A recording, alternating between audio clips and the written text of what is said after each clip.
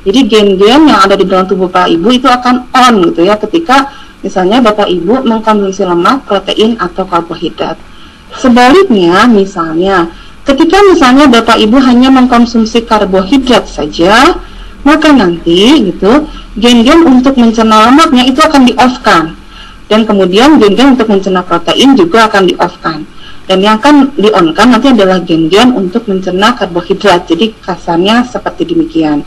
Jadi kita lihat gen itu bisa on, bisa off, tergantung dari stimulus atau tergantung dari lingkungan yang ada di sekitar kita.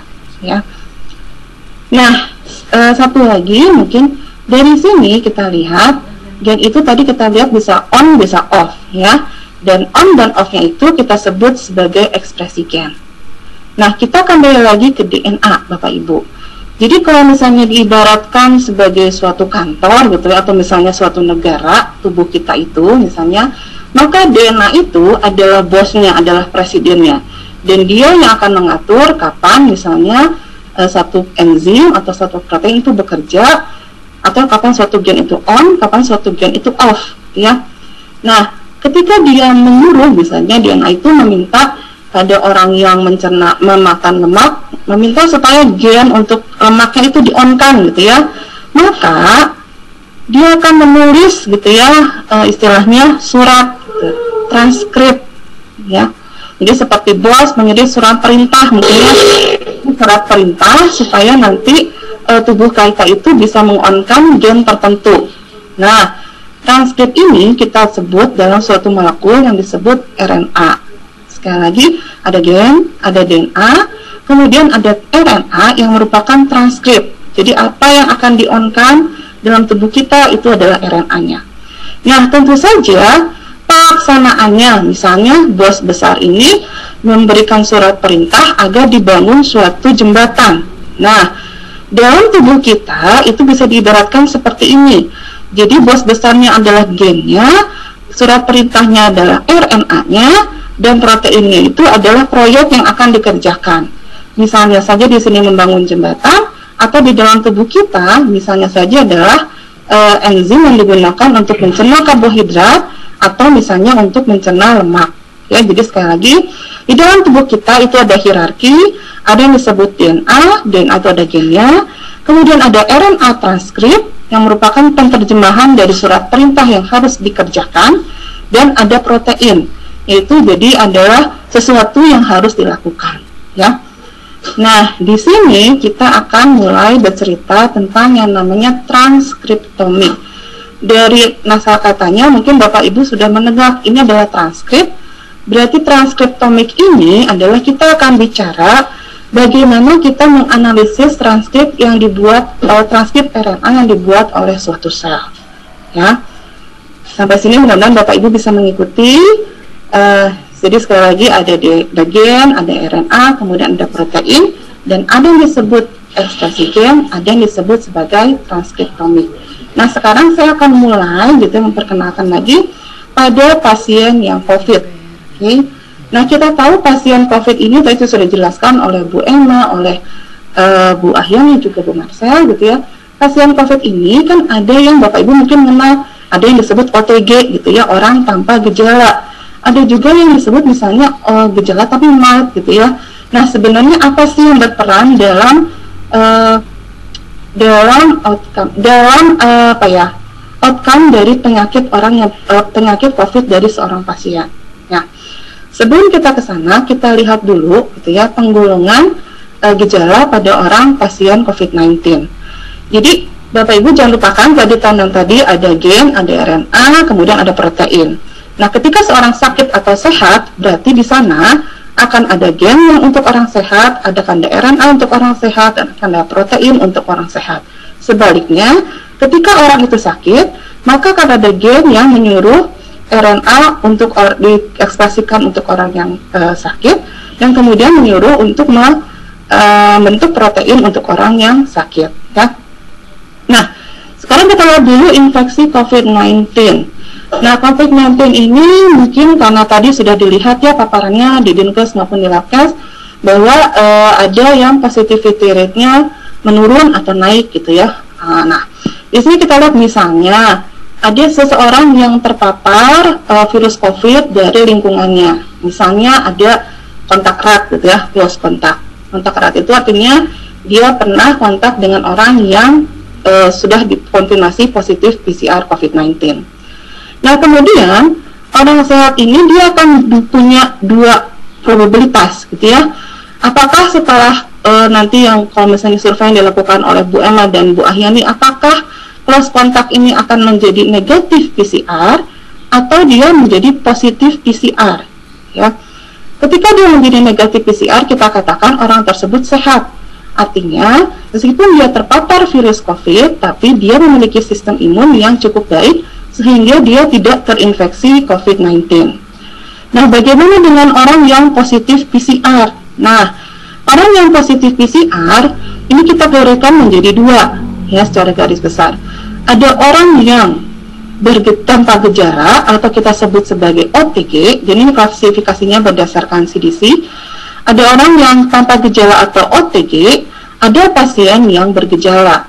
Nah, ternyata setelah diamati, gejala dari COVID-19 itu juga ada beberapa tahapan ya. Ada yang disebut gejalanya mild, ada yang disebut gejalanya moderat, ada yang disebut gejalanya severe, atau disebut gejalanya kritikal. Nah, kita lihat di sini, berarti kalau kita kembali lagi gitu ya, ada gen, ada RNA, dan ada protein, kita bisa menyimpulkan atau berhipotesis mungkin ada gen yang diekspresikan berbeda-beda pada setiap golongan orang yang bergejala tersebut ya. Nah, untuk recall kembali apa saja gejala COVID, jadi gejala umum COVID itu adalah demam atau kedinginan, batuk, sesak napas atau kesulitan bernapas, kelelahan, nyeri otot, sakit kepala, dan sebagainya. Jadi ini adalah gejala umum COVID berdasarkan CDC. Nah, kemudian apa yang disebut orang yang OTG? Nah, OTG ini adalah orang yang sama sekali dia tidak memiliki gejala COVID, tapi kemudian hasil PCR-nya menunjukkan hasil yang positif. Ya. Nah, orang yang bergejala di sini kita lihat tiga dulu. Yang mild itu artinya orang pasien yang memiliki hanya salah satu atau memiliki salah satu dari gejala COVID, kecuali sesak napas atau kesulitan bernafas. Ya. Yang ketiga yaitu moderat, yaitu orang yang memiliki tadi sudah pasti positif, kemudian memiliki penyakit saluran pernafasan bawah, ya bisa berupa batuk atau sesak nafas gitu ya. Tapi kemudian ketika dicek saturasi oksigennya itu masih di atas 94%, artinya masih baik ya. Kemudian ada tingkatan severe untuk gejala COVID, yaitu dia memiliki tanda-tanda penyakit pernafasan yang parah ya, pneumonia dan sebagainya, dan memiliki saturasi oksigen kurang dari 94%. Artinya saturasi oksigennya di sini sudah mulai memburuk gitu ya. Nah, dari sini tadi kita melihat hipotesisnya adalah karena ini sebenarnya orang tersebut gitu ya, di dalam tubuhnya ada gen yang diekspresikan, maka mungkin di sini ekspresi gen dari OTG, mild, moderat atau severe itu mungkin akan berbeda-beda, sehingga nanti gitu pasien tersebut akan menunjukkan apakah dia tidak bergejala atau bergejala mild, moderat atau severe. Kenapa? Karena tadi ya ada gen yang diekspresikan menjadi RNA ya. Nah, kemudian kalau kita lihat pasien COVID-19 tersebut gitu ya, gejalanya atau tingkat keparahannya sebenarnya bukan hanya interaksi antara virus dengan hostnya saja gitu, dengan manusia maksudnya, tapi misalnya sini tingkat keparahan gitu COVID-19 itu juga bisa ditentukan oleh bakteri atau virus lain yang terdapat pada pasien tersebut. Jadi sini Chen et al. Sudah membuat suatu review gitu ya, konveksi apa saja yang bisa ditemukan pada pasien COVID-19. Jadi kalau kita lihat misalnya pasien COVID-19 ini bisa terinfeksi virus lain seperti coronavirus non-COVID, atau misalnya virus flu gitu ya, atau misalnya para influenza ya. Nah, kemudian untuk dari segi bakterinya, ternyata pasien COVID ini juga bisa terinfeksi dengan bakteri-bakteri lain, contohnya Streptococcus. Nah, ini ya Bapak Ibu semuanya, konveksi ini ternyata dia akan mempengaruhi outcome disease dari pasiennya, gitu ya. Apakah pasiennya bergejala, apakah gejalanya mild, severe, dan sebagainya. Oleh karena itu, ini akan sangat menarik dipelajari pada pasien COVID, terutama ketika kita memiliki pasien COVID dengan grup gejala yang berbeda. Okay. Nah, oleh karena itu, kami melakukan suatu studi di Latgas dan ITB, itu untuk mempelajari genomik dan transkriptomik dari pasien COVID-19. Dan di sini kami mengambil dua kelompok, yaitu pasien yang tidak memiliki gejala atau OTG, dan pasien yang memiliki gejala moderate. Itu tadi pasien yang memiliki gejala sesak napas, misalnya, atau batuk atau demam. Ya. Nah, kemudian di sini adalah desain penelitian yang kami lakukan, gitu. Jadi di sini kami merekrut pasien, gitu. Dan di sini adalah inklusinya adalah apakah pasien tersebut OTG atau bergejala moderat. Dan yang tidak kalah penting adalah inklusi di sini adalah pasien tersebut memiliki CT atau nilai CT yang kurang dari 20. Karena di sini kami akan melakukan whole genome sequence dari virus tersebut. Jadi memerlukan jumlah virus yang sangat banyak. Dengan kata lain, CT-nya cukup rendah. Nah, kemudian kami lakukan next generation sequencing. Nah, di sini yang kami lakukan adalah metode menggunakan shotgun metagenomics. Apa itu shotgun metagenomics? Nanti kita lihat di slide berikutnya. Nah, kemudian setelah kami melakukan shotgun metagenomics, nanti kami akan melakukan analisis lebih lanjut atau downstream analysis. Di mana output dari downstream analysis ini adalah kami ingin mendapatkan whole genome sequence dari COVID-19 yang menyerang pasien tersebut. Kemudian kami ingin melihat koinfeksi yang terdapat pada pasien tersebut, dan juga kami ingin melihat ekspresi gen yang terdapat pada pasien tersebut. Jadi ada 3 sasaran dalam penelitian ini. Yang pertama adalah sequence dari virusnya sendiri, yang kedua adalah koinfeksi yang terdapat pada pasiennya, dan yang ketiga adalah tentu saja berkaitan dengan ekspresi gen yang terdapat pada pasien tersebut. Ya. Nah, ini secara detail seperti ini desain penelitiannya. Jadi mungkin Bapak Ibu sudah familiar kalau misalnya kita itu saluran pernafasan kita itu dibagi 2, ya. Ada saluran pernafasan atas dan saluran pernafasan bawah. Nah, di sini kami mengambil mengambil sampelnya dari swab nasoorofaring. Jadi kami mengambil sampel dari saluran pernafasan atas. Nah, setelah sampelnya diambil, kemudian kami lakukan isolasi RNA total. Nah, isolasi RNA total ini, total dalam arti dia akan mengisolasi RNA virusnya, mengisolasi RNA koinfeksinya, mengisolasi RNA dari humannya juga. Jadi ada 3 targetnya di sini. Kemudian kami lakukan di sini shotgun metagenomics. Kebetulan di sini kami lakukan dengan Illumina NextSeq 550 yang ada di Labkes Jabar. Nah, kemudian kami lakukan downstream analysis yang tadi. Jadi di sini downstream analisisnya ini kami melakukan dengan beberapa algoritma, gitu ya. Misalnya saja untuk mendapatkan sequence COVID-19, kami melakukan analisis menggunakan Dragon RNA pathogen detection, dan juga untuk analisis mutasi kami menggunakan COV2 yang berasal dari GIS8. Kemudian untuk genomic dan transkriptomik bakteri dan virus, di sini kami menggunakan algoritma dari Dragon Metagenomics dari Illumina. Nah, kemudian untuk analisis transkriptomik di sini gunakan cukup banyak software, itu adalah dari Genius, R, kemudian David Bioinformatics, dan Cobas untuk gene ontologi. Nah, kemudian hasil yang didapatkan adalah sebagai berikut. Jadi Bapak Ibu, karena shotgun metagenomics ini cukup sulit untuk dilakukan, bukan maksudnya pemilihan pasiennya tersebut harus memiliki kualifikasi tertentu. Jadi memang restrict gitu ya untuk pemilihan sampelnya. Jadi di sini kami mendapatkan 5 sampel gitu ya. Itu yang berwarna hijau ini adalah pasien yang OTG, sedangkan yang berwarna merah ini adalah pasien yang gejala moderat. Bapak Ibu bisa lihat di sini gejalanya adalah sama, ada sesak nafas semuanya. Ada yang disertai batuk dan ada yang disertai demam. Nah, kalau kita lihat di sini adalah CT value. CT value tadi menggambarkan jumlah virus yang terdapat pada pasien tersebut, gitu ya.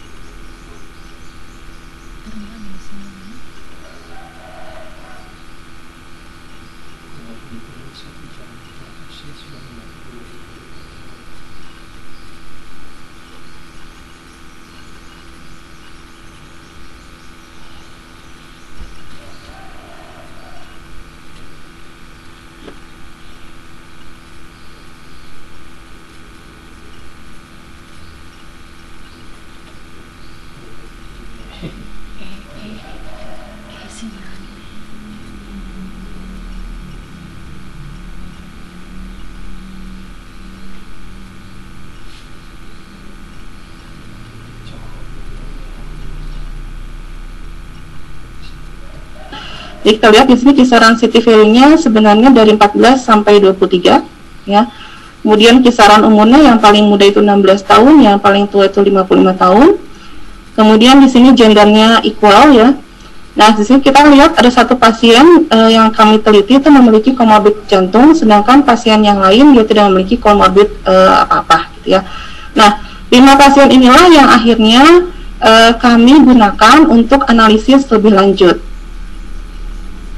Nah, ini adalah hasil distribusi mutasi ya dari pasien COVID-19.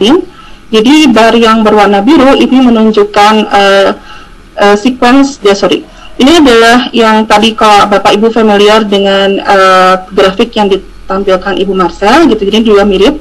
Ini adalah jumlah mutasinya, sumbu Y, dan sumbu X itu adalah nama gennya gitu ya. Jadi kami hanya menampilkan di sini gen-gen yang memiliki mutasi saja. Jadi Bapak Ibu bisa lihat yang bar warna biru itu adalah artinya virus tersebut berasal dari pasien yang OTG gitu ya. Sedangkan yang berwarna kuning oranye itu artinya virus tersebut berasal dari pasien yang bergejala moderat. Kemudian kita lihat di sini pada pasien yang OTG, di sini ada yang pada NSP1, kemudian NSP10 dan NSP15 ini ada mutasinya. Sedangkan di pasien yang bergejala tidak ada.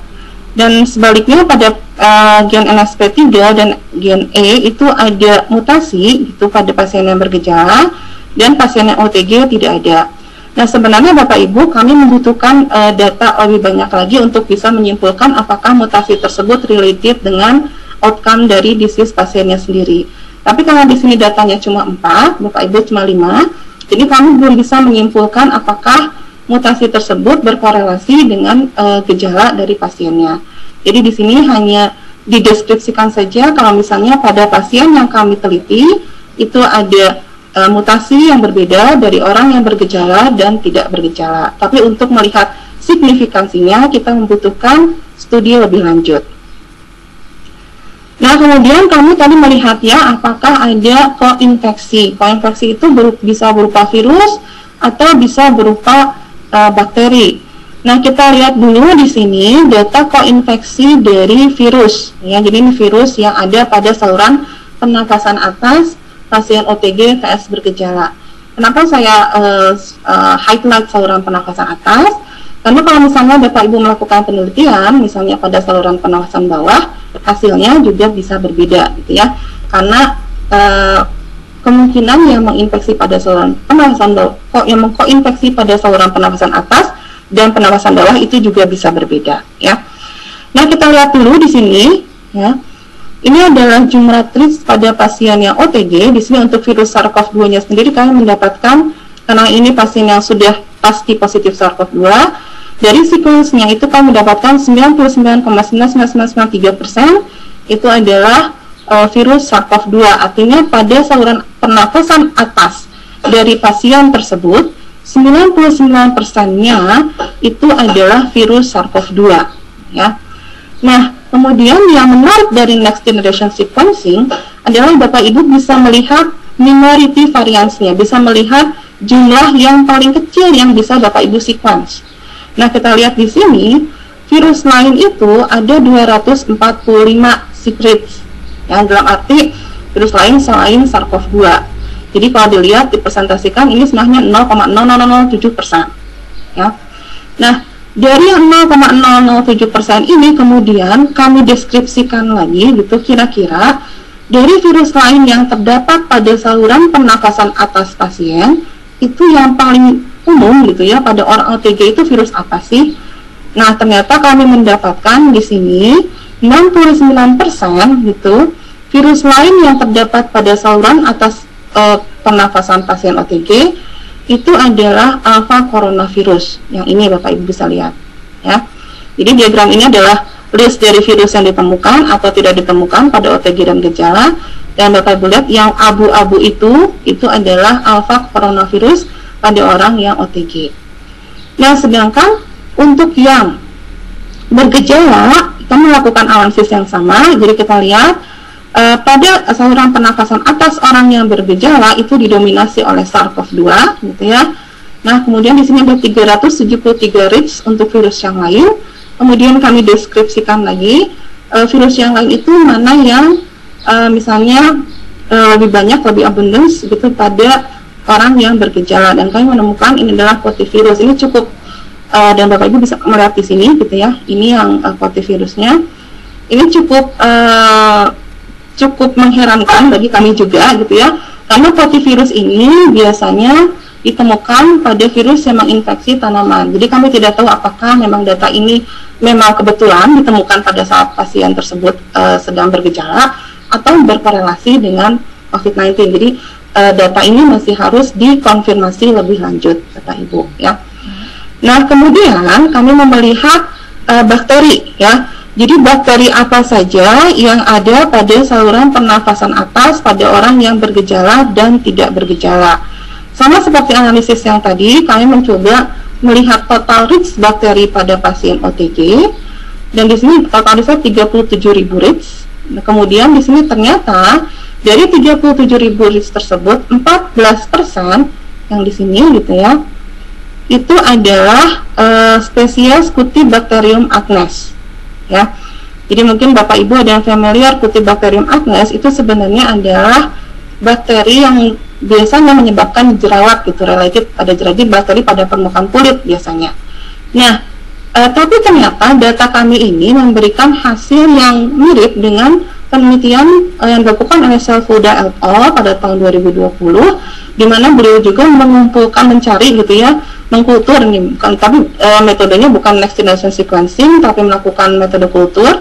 Nah, ternyata pada orang yang pasien COVID, Selfuda ini juga berhasil menemukan kalau misalnya Cutibacterium acnes ini juga ditemukan pada pasien COVID. Tapi bagaimana perannya dan sebagainya tentu saja kita harus mengkonfirmasi lebih lanjut, Bapak Ibu.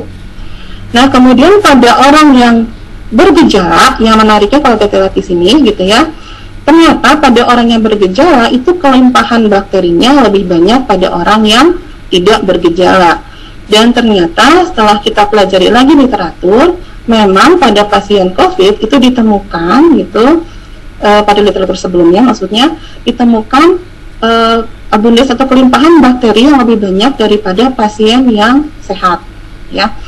Nah, kemudian dari bakteri tersebut kami mencoba mendeskripsikan lagi. Ternyata di sini kita melihat ada dua yang cukup abundans melimpah pada pasien gejala, yaitu yang pertama adalah Streptococcus pneumonia ya.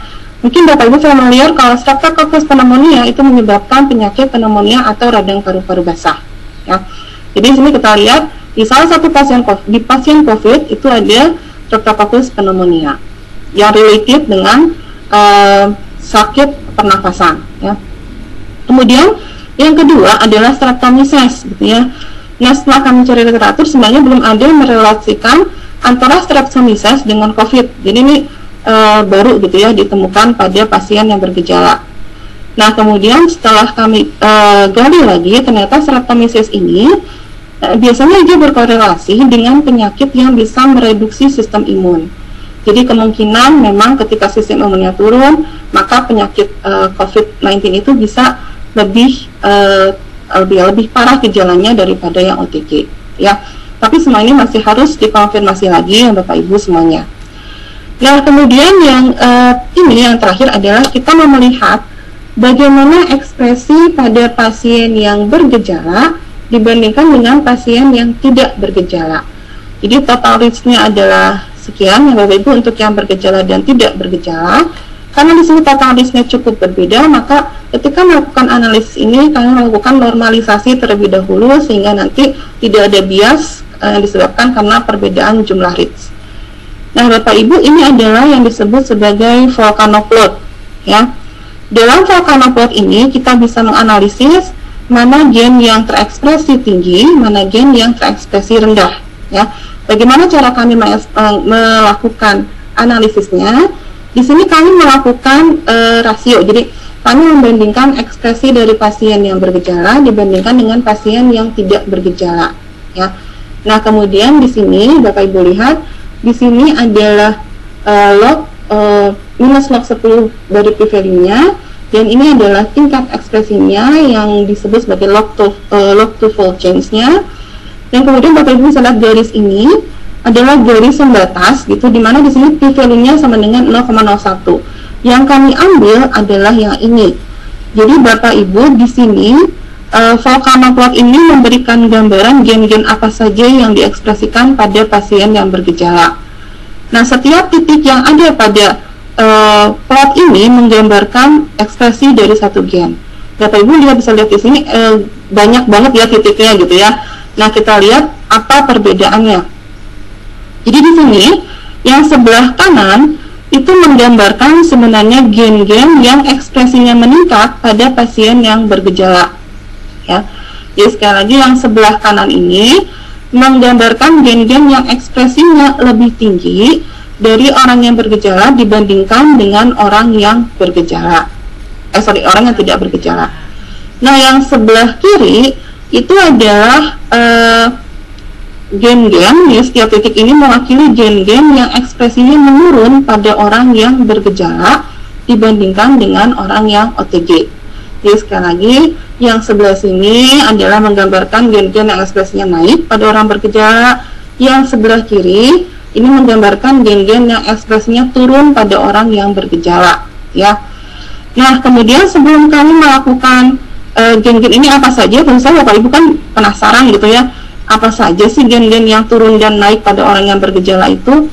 Nah, sebelum kita masuk ke analisa tersebut, kita lihat dulu satu yang menarik Bapak Ibu. Jadi mungkin Bapak Ibu pernah mendengar kalau misalnya COVID-19 itu dia memiliki yang reseptor dan koreseptor pada sel human, ya. Di sini reseptornya adalah ACE2 dan koreseptornya adalah TMPRSS2. Nah, kalau kita bandingkan antara yang OTG dan bergejala, ternyata di sini ekspresinya gitu, ekspresi gen ACE2 dan TMPRSS, jadi ekspresi gen reseptor dan koreseptor pada pasien yang bergejala dan tidak bergejala itu tidak signifikan berbeda, ya. Artinya meskipun yang satu gejalanya parah, yang satu tidak bergejala, ternyata reseptor dan koreseptor virusnya itu tidak berbeda signifikan, ya. Jadi ini menarik untuk nanti kita lihat lebih lanjut bagaimana implikasinya. Nah, kemudian kita kembali lagi tadi Bapak Ibu ya ke plot yang ini. Jadi di sini mungkin Bapak Ibu penasaran. Jadi yang di sini itu yang titik-titik ini tuh apa gitu ya. Nah, setelah kami melakukan analisis ekspresi gen pada pasien gejala, di sini tentu saja metodenya cukup banyak yang kami lakukan untuk analisis, sehingga tidak bisa ditampilkan diagramnya satu persatu, ya, karena keterbatasan waktu presentasi juga. Jadi kita di sini hanya menampilkan kesimpulannya saja, ya. Jadi pada pasien yang bergejala moderat, artinya dia bergejala yang memiliki batuk atau sesak napas, gitu ya, sesak napas. Di sini kita lihat ada gen-gen yang menurun, ya. Jadi gen yang menurun itu misalnya gen respon terhadap virus, gen yang berperan dalam protein degradasi, gen yang berperan dalam pemrosesan antigen pada MHC kelas 1, dan TNF signaling serta diferensiasi sel T. Ya. Sedangkan pada orang tersebut, pada pasien tersebut ada gen-gen yang naik, ya. Gen-gen yang naik itu adalah kalau kita lihat itu gen-gen yang berperan pada ekstrak dan ligand binding, kemudian sensory dan olfactory transduction, drugs addiction, dan glutamate reseptor dan immunoglobulin subtipe 2. Nah, tentu saja Bapak Ibu, hasil ini masih akan kami pelajari lebih lanjut lagi, gitu ya, kami konfirmasi lagi pada pasien tersebut, apakah memang gitu gen-gen tersebut memang berkorelasi dengan gejala yang ditampakkan oleh pasien COVID-19. Nah, tentu saja penelitian ini masih ada limitasinya. Pertama, ini adalah data penanaman naring, jadi data pertama di Indonesia yang kita menampilkan bagaimana kita menganalisis pasien COVID-19, bukan hanya virusnya, tapi juga koinfeksi dan juga ekspresi gen dari pasiennya. Kemudian, di sini jumlah pasien yang dilakukan masih terbatas, masih 5 gitu ya. Harapannya nanti kita bisa menambahkan lebih banyak jumlah sampel. Nah, di sini memang dalam penelitian ini kami tidak mengikut sertakan orang sehat, tapi sebenarnya untuk data literatur orang sehat kami mendapatkan dari publikasi yang telah dipublikasikan sebelumnya gitu ya di jurnal internasional. Tapi tentu saja akan lebih baik kalau misalnya dalam penelitian selanjutnya kami juga mengikut sertakan sampel orang sehat. Bapak Ibu, mungkin ada beberapa kesimpulan yang bisa kami sampaikan, yaitu setelah kami menganalisis data virusnya, kemudian data koinfeksi dan data ekspresi gen pada humannya, kami melihat adanya perbedaan ya antara OTG dan pasien yang bergejala moderat. Nah, tentu saja perbedaan ini masih harus dikonfirmasi lebih lanjut Bapak Ibu ya, apakah memang itu korelate dengan gejalanya. Kemudian harapan kami adalah penelitian ini dapat digunakan untuk lebih memahami patogenisitas dari pasien COVID-19, sehingga nanti kita bisa belajar gitu ya, bagaimana misalnya ketika orang yang memiliki bakteri tertentu di dalam tubuhnya sehingga dia bisa tidak bergejala. Nah, mungkin dari asupan probiotiknya dan sebagainya itu bisa kita gunakan sebagai rekomendasi.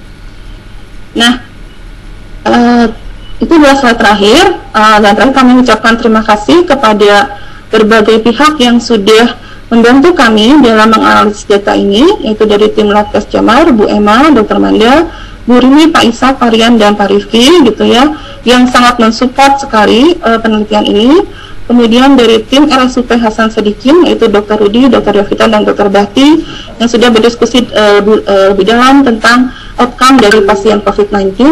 Kemudian dari tim ITB, yaitu Bu Popi, Pak Husna, dan Pak Intan Taufik, yang sudah memberikan kontribusi dalam menganalisis data bioinformatics, dan tentu saja tidak lupa kepada tim COVID ITB Labkes yang dari awal sudah menjadi membantu kami gitu ya dalam pemeriksaan COVID-19 di Labkes Jabar, dan sampai sekarang juga masih terus menjadi garda depan dalam pemeriksaan COVID-19 di Labkes Jabar. Baik, dengan demikian presentasinya selesai gitu. Oh ya, tidak lupa di sini, jadi semua penelitian ini disponsori Bapak Ibu oleh Pemprov Jabar. Jadi terima kasih banyak Pak Gubernur yang sudah mensupport kami untuk penelitian ini. Semoga kedepannya kita bisa lebih baik lagi. Baik Pak Husna, saya kembalikan ke Pak Husna. Terima kasih. Baik, terima kasih Bu Azania yang luar biasa nih pemaparan materinya gitu ya. Seperti itu. Jadi Bapak Ibu gitu ya, ini sudah banyak sekali pertanyaan ini. Terutama tadi kalau saya lihat ini pertanyaan kepada Bu Marcel ya, sambil mungkin yang lain juga bisa menuliskan pertanyaan untuk Bu Azania. Saya persilakan dulu kepada Bu Marcel untuk menjawab pertanyaan-pertanyaan yang ada.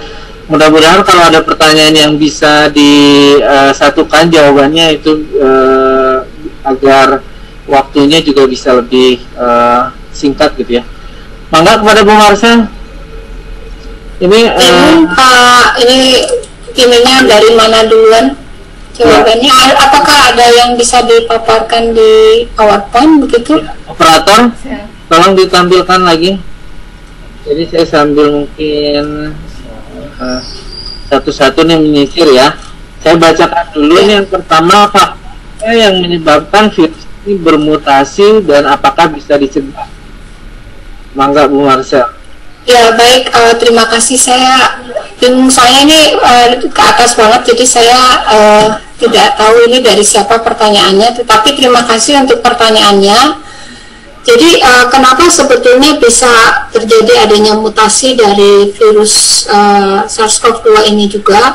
Sebenarnya mutasi ini semakin meningkat dengan adanya transmisi yang semakin tinggi begitu ya. Jadi dengan adanya virus itu masuk ke dalam sel yang ada di dalam tubuh manusia, maka di situ akan ada proses kemungkinan terjadinya mutasi dari virus-virus itu sendiri. Sehingga oleh karena itu salah satu yang harus dilakukan oleh kita itu adalah memutus rantai penyebaran dari virus ini dengan mencoba melakukan yang 5T tadi ya,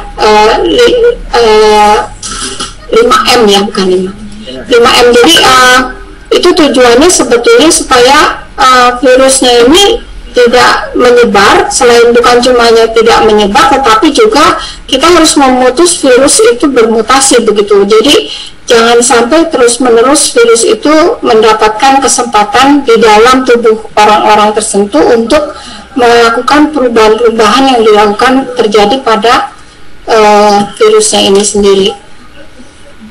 Begitu Pak Husna. Ini dari Pak Roni ya. Terima kasih Pak Roni.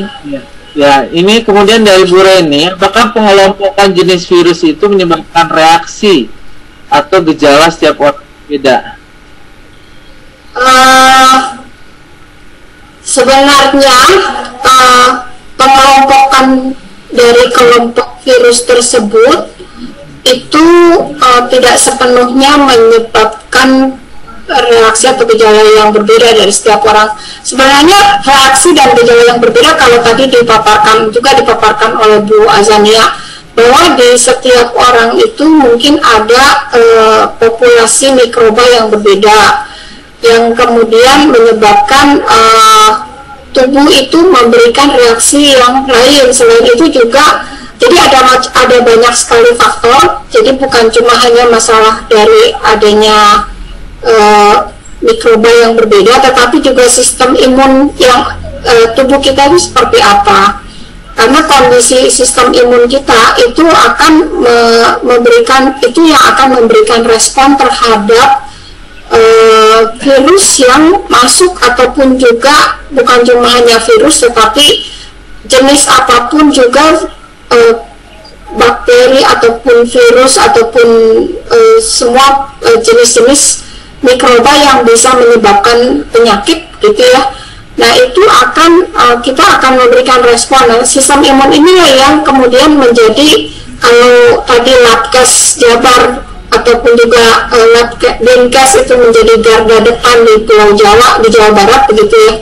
Nah sistem imun ini juga menjadi garda depan untuk setiap orang yang nantinya itu akan memberikan perlindungan terhadap atau mikroba yang penyebab penyakit apapun juga. Nah ini tuh kayak orkestra jadinya. Jadi jenis mikrobiomnya, kemudian sistem imun kita itu yang menjadi menentukan reaksi atau gejala yang kemungkinan timbul dari setiap orang. Jadi mungkin untuk jenis virus ini sendiri masih kurang ya, walaupun sebenarnya dengan adanya varian-varian baru yang sekarang ditemukan di Inggris, di Brasil, atau di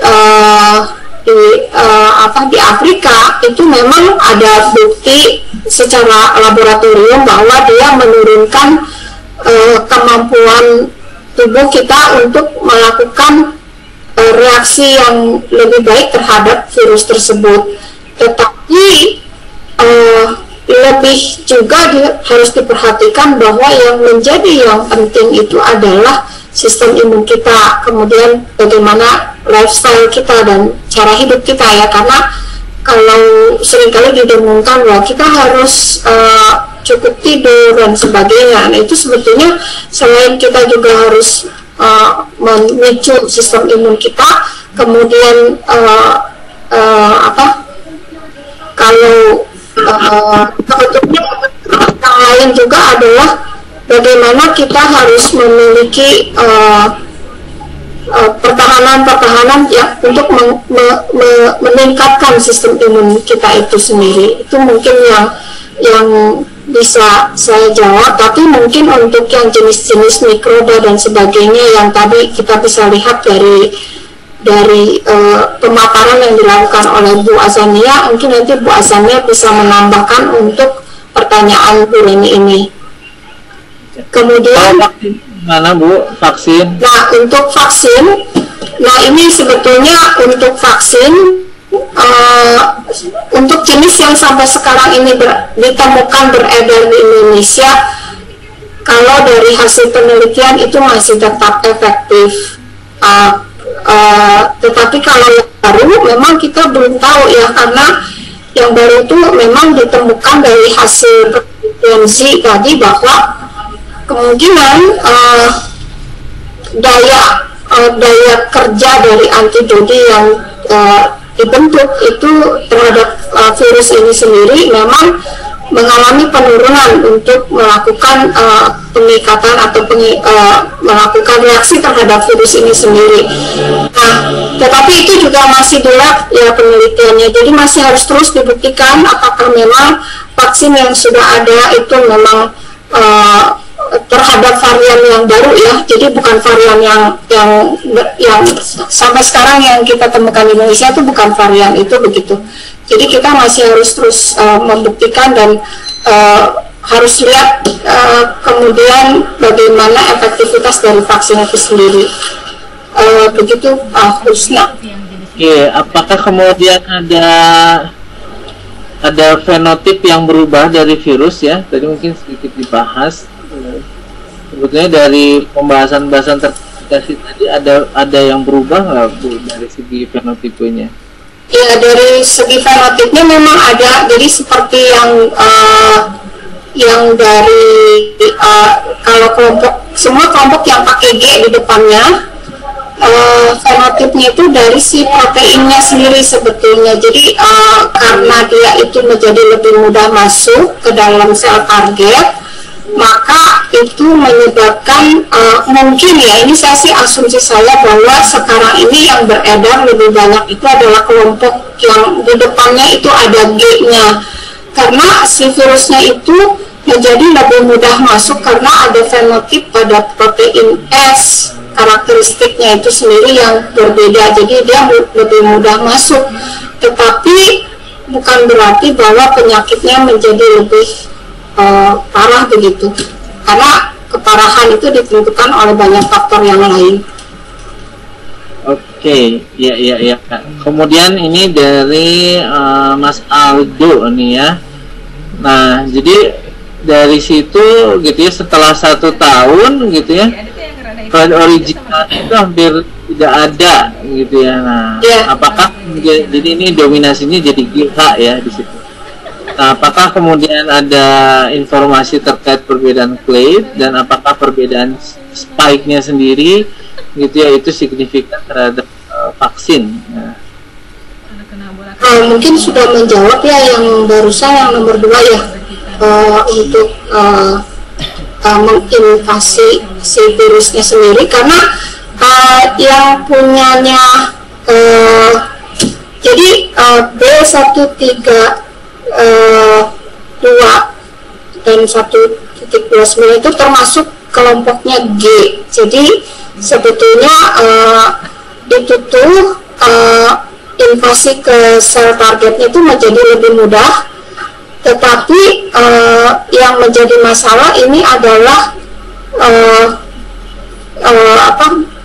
kemampuan antibodi untuk melakukan netralisasi terhadap virusnya sendiri.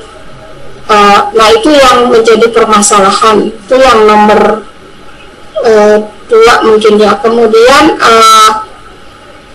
yang nomor 1 juga sudah dijawab, kelihatannya Pak Husna sudah hampir sama. Oke, ya baik. Kemudian ini Bu Tita dari Prodi Bioteknologi Esa Unggul. Ya, ini perbandingan situs mutasi clade Indonesia dan Taiwan.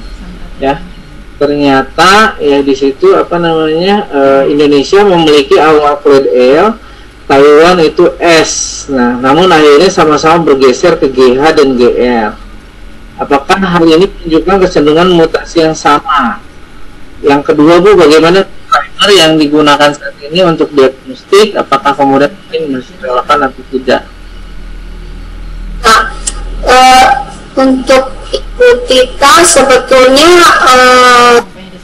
itu sebenarnya hampir sama-sama jawabannya kalau saya lihat, karena memang ada kalau boleh saya bilang fitness dari virusnya yang sekarang lebih virus G atau yang grade G atau yang dimulai dengan G itu karena dia punya mutasi D614G, itu yang menyebabkan dia menjadi lebih mudah masuk ke dalam sel target, sehingga sekarang banyak yang bergesernya itu ke arah sana. Mungkin untuk untuk primer ini bisa dibantu oleh Ibu Asania karena yang lebih banyak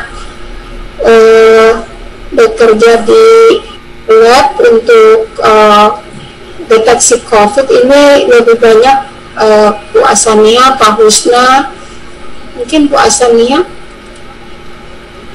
Iya. Atau Pak Husna. Mana Bu Aja? Ya, silakan Bu Aja. Baik, saya menambahkan saja Bu Marcel. Jadi siapa tadi namanya, Bu Tita ya? Bu Tita. Jadi Bapak Ibu semuanya sebenarnya target untuk diagnostik COVID itu adalah gen N atau RS1AB yang biasanya didominasi oleh gen FDRP, kemudian gen E. Nah, kalau kita lihat dari pemaparan Bu Marcel tadi, sepertinya untuk D614D itu kan di protein S ya, dan dia bukan merupakan target diagnostik COVID. Jadi sebenarnya untuk diagnostik COVID sendiri, untuk meminimalisasi false negatif karena misalnya ada mutasi pada bagian primer dan probe-nya, maka dibuatlah target yang lebih dari satu. Jadi misalnya satu tes diagnostik COVID biasanya itu terdiri dari 3 target. Itu untuk mengantisipasi perubahan tadi yang terjadi pada daerah primer atau probe-nya.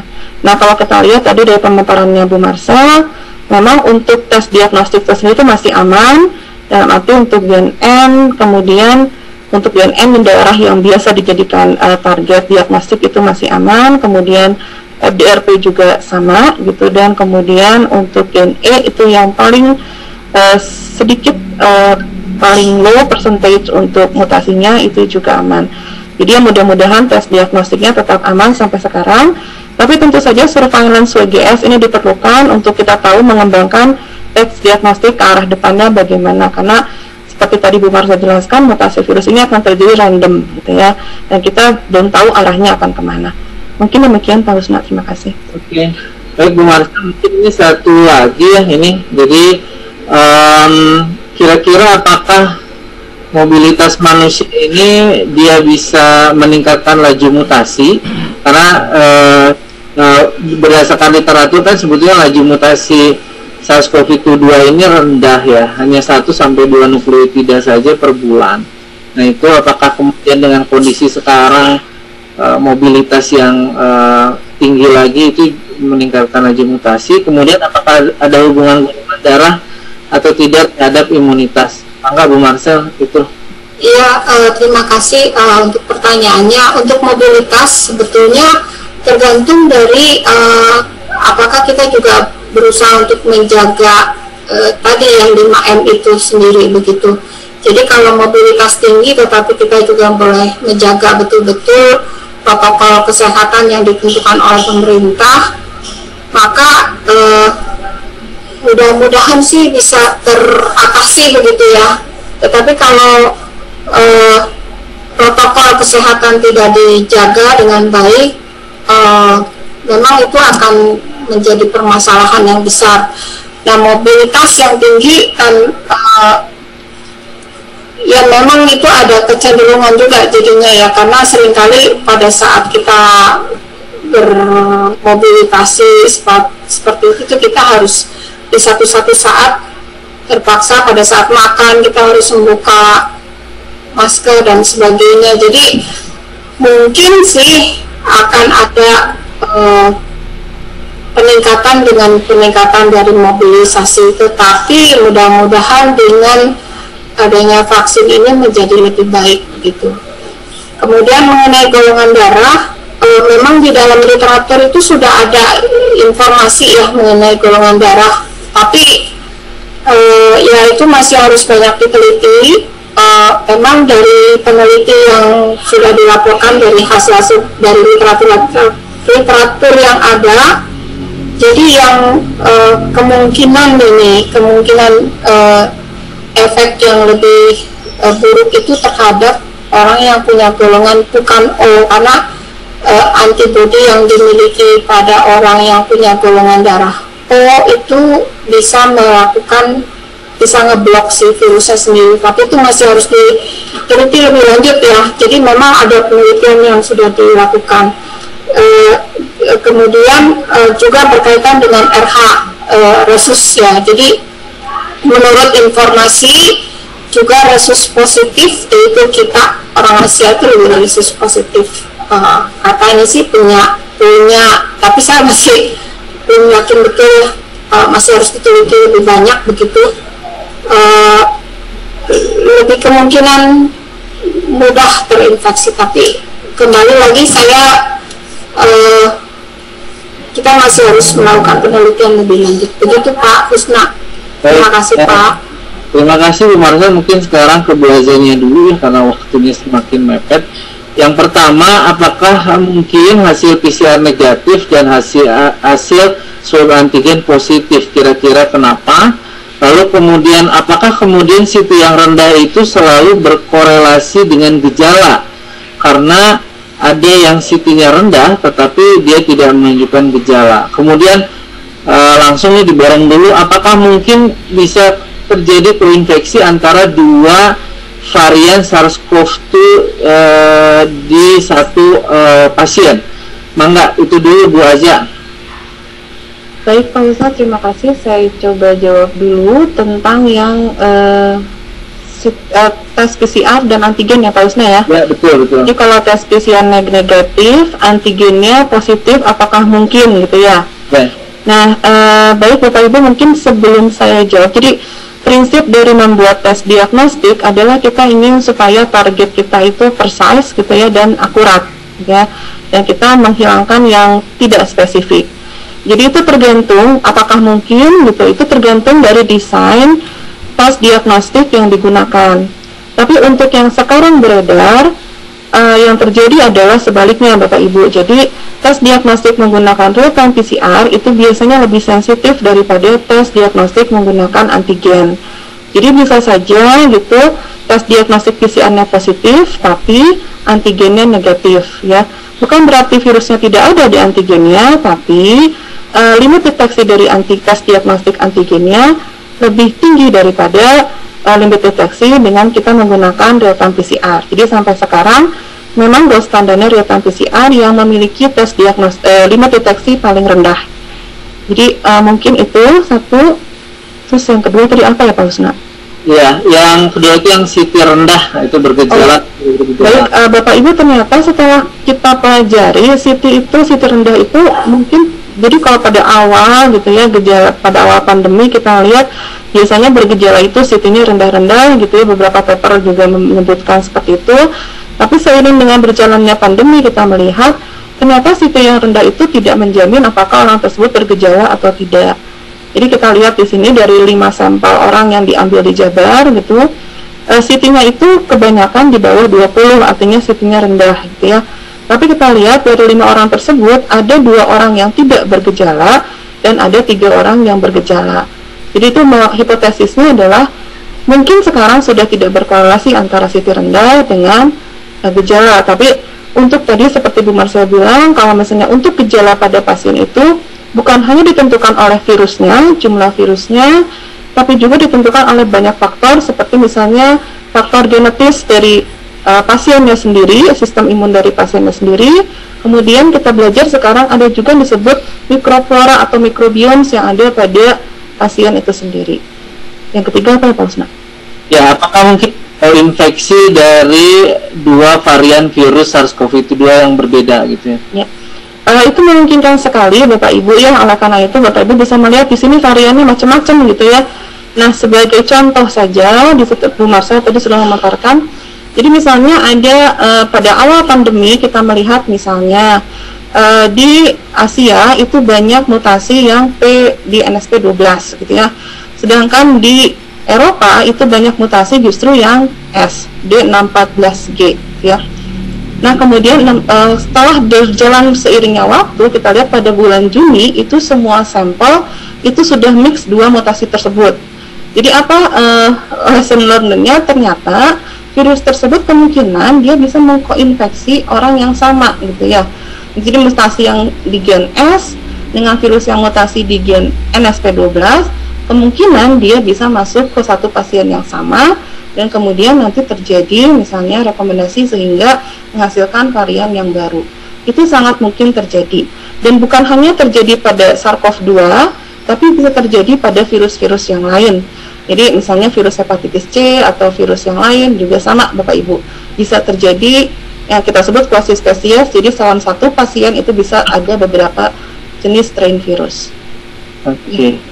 Jadi Bu Aza, ini mungkin satu lagi nih saya karena sudah ini oleh panitia gitu ya. Jadi mungkin yang pertama adalah kalau pengembangan vaksin berbasis DNA atau mRNA kira-kira harus menggunakan gen yang mana ya. Kemudian mungkin satu lagi yang menarik, apakah apa yang menyebabkan koinfeksi virus dan bakteri yang berbeda terhadap pasien OTG dan bergejala?